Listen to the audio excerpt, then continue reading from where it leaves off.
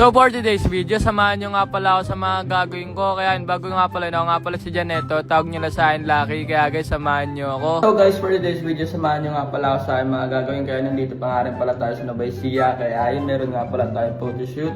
Hindi pa nga pala kami nakaka-uwi. Kaya guys, samahan nyo nga pala ako. Guys, nakapag-asikaso na nga pala kami. Kaya meron nga pala yung photoshoot today. Kaya guys, samahan nyo nga pala kami. At ayun, dali-dali na nga rin pala kami umalis. Kaya may 2 hours nga pala yung biyahe. Papunta nga pala doon. Sobrang layo nga pala yung. Kaya hindi na nga rin pala ako naka-video na maayos. Tignan nyo naman dito. Napakaganda nga pala ng place na pagpo-photoshootan nga pala namin. Dito nga doon ginanap yung ni Skazak Cliff. So guys, kung makikita nyo, napakaganda dito. Napakalayo pero napakaganda talaga pagpunta namin dito. Tignan nyo. Oh my days, sir. Ikaw na lang talaga bahala kung saan gusto lumakad. Saan tayo lalakad? Dito lang, sa tabi-tabi. Akit tayo ng bundok. Kasama ang mga bugok.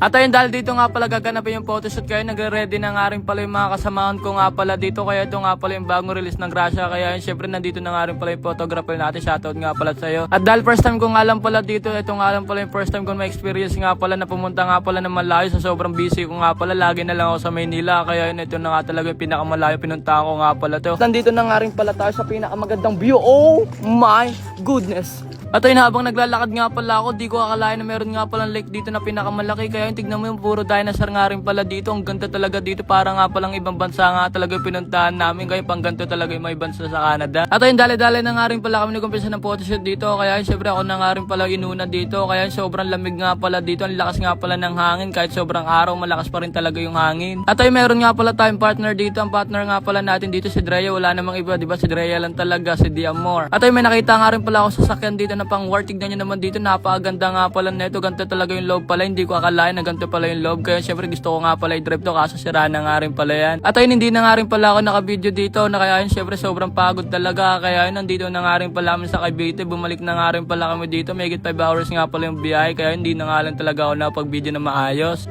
So ayun nga guys, pag-uwi nga pala namin ng Cavite. Kaya yun, syempre pumunta nga pala kami dito sa mall. And then maggagala-gala lang kami. Namiss ko nga kita, Tol. Tol, namiss kita.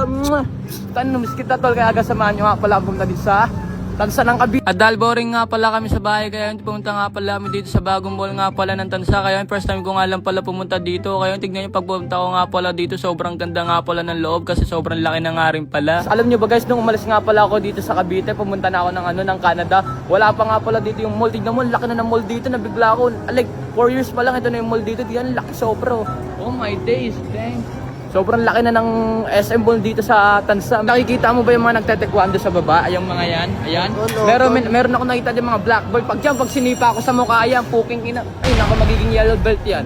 Tabang mo no? So guys, nandito kami sa photo booth. Ito muna ka-date ko. Magde-date muna kami ng dalawang tropa. Magde-date tayo. Kasi iniwan niya ako eh. Iniwan nyo kami, iniwan ko siya ngayon. Siya na yung hindi ko iiwan. Aray ka! At ayun, dalawa nga lang pala kami ng tropa ko. Kaya yung biglaan lang talaga yung pagpunta namin dito. Kaya nag-photo booth na nga rin pala kami dito. Katigyan nyo naman dito. Tinatry na nga rin pala namin kung ano nga pala yung susuotin namin dito. Labang tumatagal ko, nagiging kamukha mo to.